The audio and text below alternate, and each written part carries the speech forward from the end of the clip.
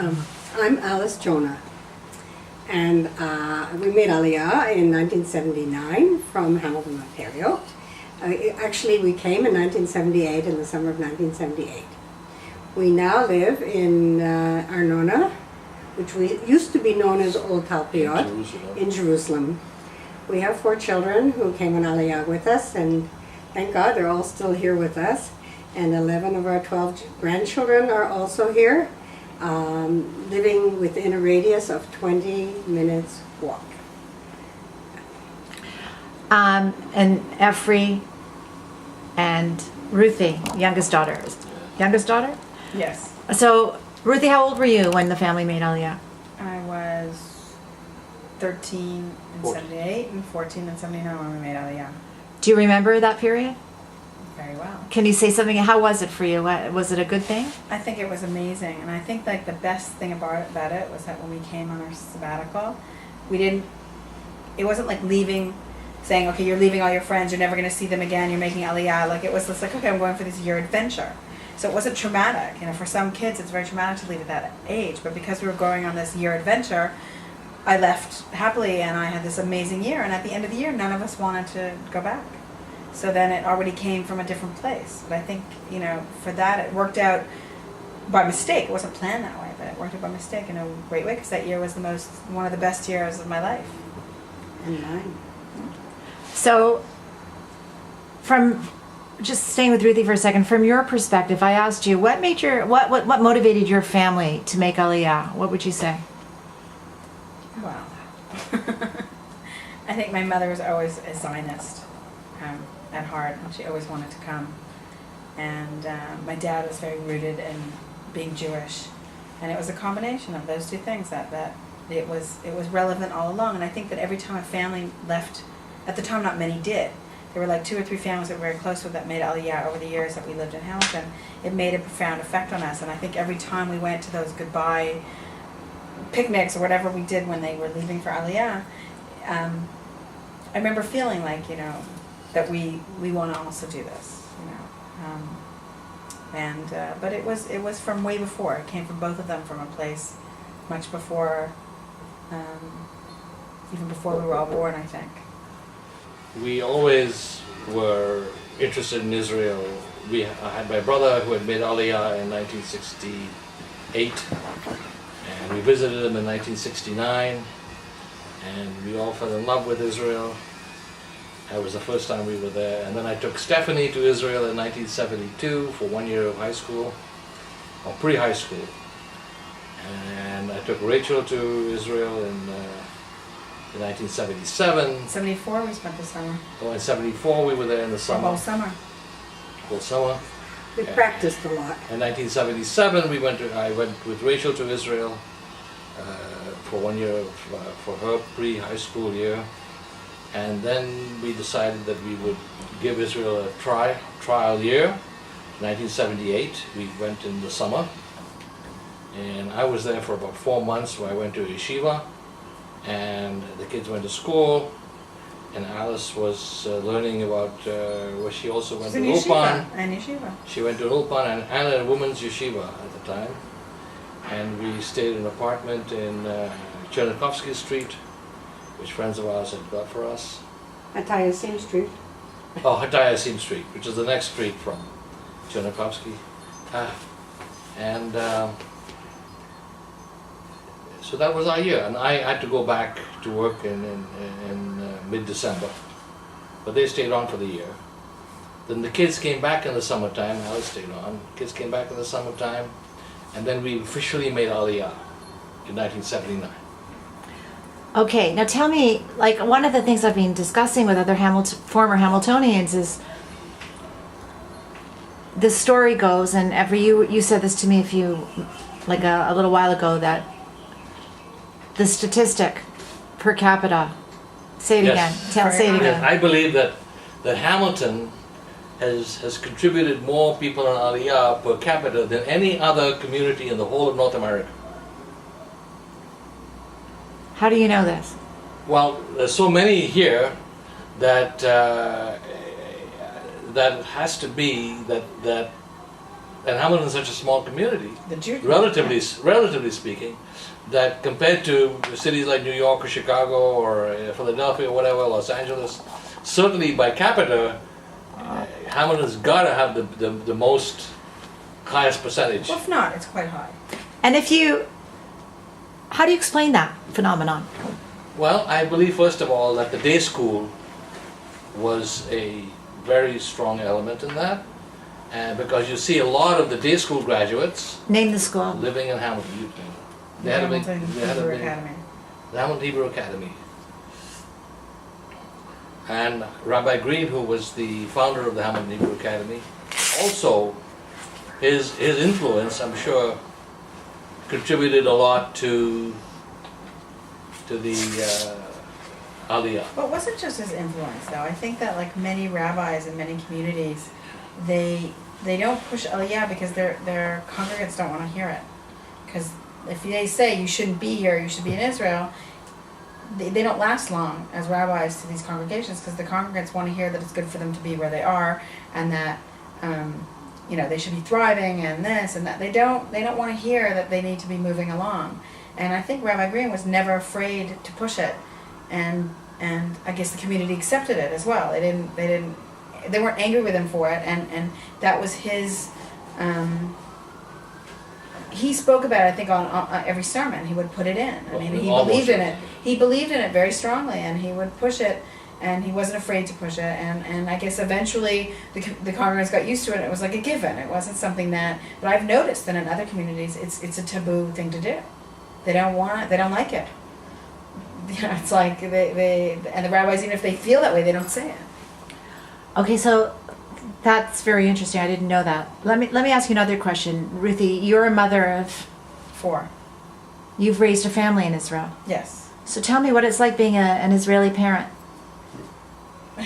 Or a parent or a Canadian-born Israeli mother of 4 Israeli children. I don't know. I don't know if it's any different than anything else, but I definitely found that over the years, at first, if I was much more gravitated toward Israelis, eventually I found myself much more comfortable with other North Americans that had made Aliyah. And I married a North American who made Aliyah. And my children all speak English, as well as they do Hebrew. They don't necessarily read it as well, but they speak it. It's our language we speak at home. And they also have become friends with other North Americans. Children who are born, children who are born here of North American parents. It's interesting how it, because there must be something, obviously, in the It's a shared. cultural subgroup on its own. Yes, it is. So what do you know about North Americans who are raising children in North America, and how the experience that their children are having as North American raised children compares to the experience your children are having as being raised in Israel? We just recently, our eldest son graduated from high school, and we were sitting there, and after the graduation we were saying to ourselves, it's such a different experience than graduating high school in America, where everything's all about academics and where they're going to learn and how they're going to achieve and what they're going to make of themselves, scholastically and professionally, and it's very much like that's the focus. Where here, all they spoke about the whole graduation, it didn't even come up. The issues of further learning or professions, all they spoke about was being a person and what kind of person they should be and what kind of values. It was all about that. Like the issue of education wasn't even spoken about. And my husband said, like, he was noticing this juxtaposition, how, enormous it was, and and how different it was. And I just find that the focus of their, of course, they're kids that like to watch TV and play computer and do everything else that their North American counterparts want. But I think there's so many other things that concern them and that they think about and that they. The army. Well, of course the army, but I'm just saying in general the issues that are happening around them are much more life connected than I think a lot of the issues that those being brought up in North America are going through. Challenges of living here. Well, as you know, and everybody's now reading in the paper and receiving on the media, one of the greatest challenges is financial life, which is pretty stressful because of the inequities of salary compared to the cost of living. But in spite of all that, most of us manage. And it's a given already, but maybe it will improve after all these demonstrations which we are now experiencing. Life on other levels, I feel like I'm still on holiday here. There are just so many more dimensions to everyday life, for me anyway, that I did not have before. We were very happy in Hamilton, Ontario, but the enrichment that we've experienced here, not financially, but otherwise, has been phenomenal. Can you give me an example? Small things, just always small things. Sitting on the bus, which we do frequently, and just seeing people quietly saying their prayers on the bus as they travel from place to place. It's very much the religion does permeate our everyday lives, but in nice ways very often. Somebody says something to you and says Baruch Hashem, and it's The very good policeman for the will heart. tell you to It's put very your good for the heart. policeman That's all. will tell you to pay your ticket to Stockholm instead of giving it to him. That's happened a few times. I'll just give it to Stockholm. People, Yeah. people. The feeling of family here. It is a feeling of family, even though the strangers, among fellow Jews, and some of them are not nice, but most people in Israel are nice. You're supposed to talk about the challenges. Yeah, No, that's it's- it. No, I'm Getting saying along it's with interesting. people. It goes right That's- into like the non-child. Part of the challenges is getting along with other people. And I find if you're friendly and nice to people, they'll be friendly and nice to you. I mean, that's how it is. And even though we live under tension all the time, because we got enemies around us who want to destroy us totally, and people are still nice. Well, living under tension helps heighten your feeling of being alive, always. And that's part of it. And that's part of it. The challenge is to live. How to live your life, that's the challenge. And if you live your life trying to get along with people, I think that solves a lot of the problems. I think the main difference is that I think from the way I remember it and from the way I see my friends who still live in North America, that everybody goes through life in a much more of a bubble of themselves. Like, how can I live my life to the best? How can I get the things that make me most comfortable? And how, it's much more of a focus, an egocentric focus, even if it's a family. I don't mean as a person, and here, whether you want it or not, you're merged all the time with everybody. On a national level, on a community level, on much more so, I think, again, whether it's not even a choice, it just is, and I think that makes it more intense and more meaningful. I think that the merging of people has a purpose as far as even tikkun olam. I mean, like, that's what achdut is all, and it all becomes one, and you're not just you never are here. Would you say this is a more altruistic society? I think in the end it is, but it's not necessarily that. It's just that I'm saying people are merged, like, not necessarily in giving, but they're just merged. Because anytime anything happens from the outside, it's so small, the country, and everybody feels it. If somebody in the North Sun, something happens to them, or in the army, like, that your children are going in the army, or they are in the army, like, it's so. The connect, that's what I meant, on any level. It's not necessarily on that giving level, but I don't know. I mean, I think, Jewish communities in general all over the world are conditioned to be giving and to look out for the community. I think that's something very Jewish. And for me it's good, for those of us who like to be merged and connected. I mean, for some I think it's more of a challenging, but it's hard to say once you live here that you let life go by and you weren't connected. I think it's rare. I think that most of us live on several levels. We're somewhat schizophrenic in this country because we deal with this tension and these problems all the time. And if we dwell on them, we really wouldn't be able to sleep at night. But we can't, and we have to live our lives, and we have all kinds of daily challenges and problems and events that involve us very greatly. So therefore, we exist on several levels.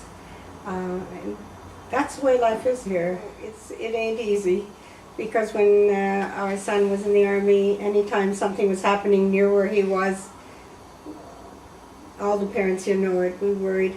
I remember mentally putting a plastic shield around him in my head when anything was going on, and that was the way I got through 3 years of his being in the Army. Plastic shield was always around him, sort of like commercials for deodorant. And as for my grandchildren, well, our granddaughter is finishing the Army, and one grandson is due to go in a few months, and Ruthie's son in another year. I had hoped we wouldn't have to go through this kind of thing again, but well, that's where it's at. That's where it's at now. It's really very mixed feelings, because on the one hand you're proud Yes. that they are serving in the army and they're doing their bit for Israel and defending the country. But at the same time you're scared that something will happen to them. And I remember when Jet used to come home on weekend, he'd like fall asleep eating his soup. He was so tired. But in the army here, Israel's so small that you can go home for Shabbat in many cases. Not every week, but they used to come home a lot. And Jay told me he used to be in Lebanon and used to sit all night on ambush and with all dangerous situations. I said, well, I'm glad you're telling me after the event, but I don't want to know about it beforehand. So it's scary, at the same time you're proud. Mm. Ruthie, mother of 4 sons, what's it like? I'm not there yet, so I don't deal with it. Mm. I'll deal with it when I get to it. I can't in the future get anxious about the future. I just have to roll with it as it comes. Very wise. So. Well, the Aliyah process for us was not very difficult because we chose not to go to a absorption center. We chose to live rent an apartment, and ultimately buy our own apartment. And the only help we got there was a mortgage from the government on special prices, which sort of eased the burden on us. So and we lived among Israelis, so and like this is a mixed community, Israelis and people from all over the world living here, including North Americans. So that helps making your absorption into Israeli society very well. The only problem was that we came entering into our middle age, and so learning the language, which I think is very, very important, was very hard for us. Though I can get by in Hebrew, I still don't know Hebrew fluently. I couldn't read a newspaper today, and I can understand the news in Hebrew somewhat, but that is my failing in my Aliyah, is not to know Hebrew fluently. Do you know, how about for you? Your Hebrew? Is it an issue? I think I have a bit of difficulties with languages, but I manage. I mean, I work in Hebrew. I've always worked in Hebrew, and I studied here, and I did the army here. So it's like. Oh, you did the army. Mm-hmm. Tell me about It that. didn't bother them that I was in the army. How was the army experience for It's you? great. I loved it. I had a great experience in the army. It was really a positive experience. What I just wanted to answer your other question was that I believe that being here with with the political situation, and being here with the situation of the way the world sees us, and being here with the financial strains that there are, and with the army and the fears that all it does for me is it strengthens our emunah, our belief in God. For me, I can say that's what it does. And because everything that's happening all the time, that's the only thing really you can do a lot of the time. Like when your children are in the army, and when you're in situations that are, or when the world is like lashing out in a way that seems completely illogical. Like, for me, what it's done is it's brought up my level of emunah and made it much, much, much, much stronger. Belief in God is very important. Some people might not know what emunah means. So belief in God. I mean, it's just belief and faith in God. Yes, and that's, I think, what carries it carries you through, and it also enriches you at the same time. And a sense of humor. Yes. That is an essential. So, and to be open to and to recognize lots of small miracles that are happening all the time. That never ceases to amaze me. give me an example of a small miracle that happens all the time. There was our first year, there was a very bad accident, traffic accident. Our daughter Stephanie was in a car that overturned with some of her friends, a van. She was in the hospital. She was going to be okay. There was a young man who suffered a head injury who had been at our house the Shabbat before. It was a Saturday night, and I decided to go to the hotel to say a prayer. And I called a cab, and the cab driver is sort of a rough, tough type. And I asked him, I realized I didn't know if I had enough money. How much money would it be for me to get to the hotel and back? And he said, why are you going so late at night? And I told him. He immediately turned off the meter. He took me to the hotel. He stayed with me. He brought me back. He took no money. That kind of thing. People.